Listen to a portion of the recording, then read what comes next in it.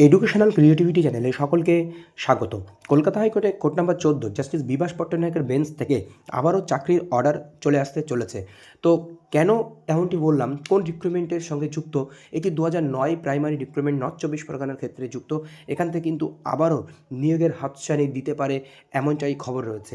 তো চলুন আজকে এই মামলা নিয়ে একাধিক ২০০৯কে কেন্দ্র করে প্রায় ২০-৩০টি মামলা লিস্টেড ছিল শুনানির জন্য। সেই মামলা কি হলো এবং বিচারপতি কী মন্তব্য করলেন এবং ২০০৯ থেকে কি এখানে চাকরি হবে, সেই সমস্ত বিষয় আপনাদেরকে বলবো। আজকে মূলত ৩ ধরনের মামলা ছিল।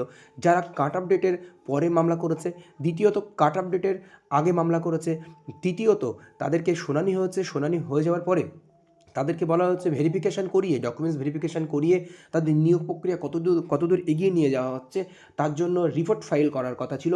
সেটি ১২ই ডিসেম্বর ২০২৫ বিকাশ রঞ্জন ভট্টাচার্য শুনানি করিয়েছিলেন, সেখানে রিপোর্ট দেওয়ার কথা বলা হয়েছিল। তো সেরকম একটি বিষয় ছিল এই ৩টি প্রক্রিয়া। প্রথম প্রক্রিয়ায় যে বিষয়টি ছিল, যে মামলাটি যারা কাট অফ ডেটের পরে গিয়েছে, দুটি বিষয় কোয়ালিফাই করতে পারেনি। যারা ইন্টারভিউতে পার্টিসিপেট করেছিল ২০১০ সালের নিয়োগ প্রক্রিয়ায়, আরেকটি যারা কাট অফ ডেটের মধ্যে কোর্টে এসেছে, এই দুটি বিষয় যারা কোয়ালিফাই করতে পেরেছে তাদের মামলাটি দাঁড়াবে। আর বাদবাকি যে মামলাগুলো রয়েছে, আবারও বলছি, 100% বলছি, কোনো উকিল যদি আপনাদের নিকট থেকে টাকা নিয়ে থাকে, সেই টাকাগুলো আপনাদের জলে গেছে, সেখানে আর কিছু হবে না ডেডলাইন অতিক্রান্ত হয়ে যাওয়ার পরে। ডেডলাইনটি কি, যে হাওড়ার মামলার ক্ষেত্রে ২৫শে এপ্রিল ২০২৪ বলা হয়েছিল, তার মধ্যে যারা কোর্টে আসবে তাদের মামলাগুলো দাঁড়াবে, আর বাকি মামলাগুলো কিন্তু দাঁড়াবে না। কারণ দুটি মেরিটের কথা, একটা হচ্ছে ২৫শে এপ্রিল ২০২৪ আগে যারা কোর্টে দ্বারস্থ হচ্ছে, আর ২০১০ নিয়োগ প্রক্রিয়া বা ২০০৯ নিয়োগ প্রক্রিয়ায় যারা আবেদন করেছিল, শুধুমাত্র ক্যান্ডিডেট ছিল, শুধুমাত্র বা ইন্টারভিউ দিয়েছিল, তাদেরকে এখানে কিন্তু অ্যাপ্লিকেবেল তারা, তাছাড়া অন্য কেউ এখানে অ্যাপ্লিকেবেল না।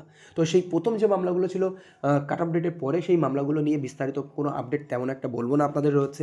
এবং দ্বিতীয় মামলার ক্ষেত্রে যারা কাট অফ ডেটের আগে মামলা করেছে, কয়েকজন চাকরি পায়নি, সেই নিয়ে সিনিয়র অ্যাডভোকেট সুবীর সান্যাল পিটিশনারদের পক্ষে দাঁড়িয়েছিলেন। উনি বিস্তারিত ব্যাখ্যা দিয়ে যে হাওড়া রেসপেক্টের উপরে ভিত্তি করে নর্থ ২৪ পরগনা হাওড়া থেকে যে কনসেন্ট অর্ডার হয়েছিল ২৫শে এপ্রিল ২০২৪ কাট অফ ডেটের মধ্যে যারা আসবে ইত্যাদি, এই বিষয়গুলো গুছিয়ে বা পরিষ্কারভাবে বলার চেষ্টা করেন। এবং সুবীর সান্যাল আরও একটি বিষয় তুলে ধরেন যে এই মামলার মধ্যে আরও একটু কিছুজন যুক্ত রয়েছে ইতিমধ্যে, যেহেতু পুরানো মামলা অনেকেই এর মধ্যে চাকরি পেয়ে গেছে।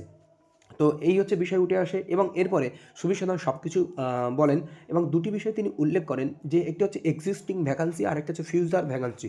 আপনার কাছে যে এক্সিস্টিং ভ্যাকান্সি রয়েছে, আপনার কাছে যে ভ্যাকান্সিগুলো রয়েছে, ওখান থেকে নিয়োগ দিতে হবে। প্রয়োজনে আপনাকে ফিউচার ভ্যাকান্সি করে দিতে হবে, আপনাকে ভ্যাকান্সি ক্রিয়েট করে দিতে হবে। ফিউচার ভ্যাকান্সি বা পরবর্তীতে যেগুলো খালি হচ্ছে সেখান থেকে আপনাকে নিয়োগ দিতে হবে ধীরে ধীরে। এই দুটি বিষয় উনি তুলে ধরার চেষ্টা করেন। ডিপিএসসির অ্যাডভোকেট উনি আসেন, তিনি বলেন যে আমাকে একটু সময় দেন ইনস্ট্রাকশন নেওয়ার, আমি ইনস্ট্রাকশন নিয়ে আসবো এবং রিপোর্ট ফাইল করার আমাকে সময় দেন। এবং পিটিশনাররা নির্দিষ্ট সময়ের মধ্যে আসেনি, সেই জন্য আমরা তাদেরকে দিতে পারিনি এবং আমাদের কাছে কোনো ভ্যাকান্সি আপাতত অ্যালাইভ নেই। তখন সুবীর সান্যাল বলেন, এটা ফিউচার ভ্যাকান্সি থেকেও দিতে বলা হয়েছিল, ভ্যাকান্সি খালি হবে বা সেখান থেকে দিতে হবে। এই বিষয়গুলো উঠে আসে। এবং আরেকটি বিষয় যেখানে উঠে আসে, অলরেডি আপনাদেরকে ১২ই ডিসেম্বরের কথা বললাম, যেখানে বিকাশ রঞ্জন ভট্টাচার্য শুনানি করিয়েছিলেন। সেখানে বলা হয়েছে ভেরিফিকেশান বা রিপোর্ট ফাইল করে দিতে হবে, ভেরিফিকেশান কতদূর এগোলো না এগোলো, সেই সমস্ত বিষয়গুলো নিয়ে আলোচনা হয়েছিল। তো সেখানে তাদেরকেও বলা হয় তাদেরকে ভেরিফিকেশান করিয়ে তাদের রিপোর্ট ফাইল করে ২ সপ্তাহের মধ্যে ফাইল দিতে হবে এবং অপোজিশন ১ সপ্তাহের মধ্যে দিয়ে তাদেরকে ক্লিয়ার করতে হবে। এরপরে যে বিষয়টি ছিল, যারা কাট অফ ডেটের পরে এসেছিল, যাদের কোনো অর্ডার এখনও হয়নি, তাদের একটা দুটো হয়তো শুনানি হয়েছিল বা কাট অফ ডেটের আগে এসেছিল, সরি, তাদের ক্ষেত্রে কী অর্ডার হলো, তাদের ক্ষেত্রে আপনার নর্থ ২৪ পরগনাতে ভাস্কর প্রসাদ বৈশ্য যিনি ছিলেন নর্থ ২৪ পরগনা ডিপিএসসির পক্ষ থেকে, উনি অপোজ করেন। কী অপোজ করেন, যে আমাদের এরকম ভ্যাকান্সি নেই ইত্যাদি ইত্যাদি, যা করার ওনারা করেন, ওরা নির্দিষ্ট টাইমের মধ্যে আসেনি। এবং জাজ একটি কথা বারবার বলেন, তারা কি দুটো যে ক্রাইটেরিয়া সেটা কি কোয়ালিফাই করছে, তখন সুবীর সান্যাল বলেন ইয়েস, দে আর কোয়ালিফাইড অলরেডি, তারা দুটো ক্রাইটেরিয়া কোয়ালিফাই করছে। এবং শেষ পর্যন্ত সুবীর সান্যাল একটি দাবি করেন, কি ইন্টারিম অর্ডার দেওয়া হোক, কিন্তু সেখানে ভাস্কর প্রসাদ বৈশ্য অ্যাডভোকেট যিনি ছিলেন ডিপিএসসির পক্ষ থেকে, তিনি অপোজ করেন, কোনো ধরনের ইন্টারিম অর্ডার এখানে দেওয়া যায় না, বরং অ্যাফিডেভিট দেওয়ার কথা, রিপোর্ট ফাইলের কথা বলেন বিচারপতি। তো বিচারপতি তখন ভাস্কর প্রসাদ বৈশ্য বলেন যে না, এখানে রিপোর্ট ফাইলের বিষয় নাই, তখন পিটিশনারের পক্ষ থেকে 2 সপ্তাহের মধ্যে এফিডেভিট দেওয়া হবে এবং ডিপিএসসির পক্ষ থেকে 1 সপ্তাহের মধ্যে অপোজিশন ফাইল করা হবে।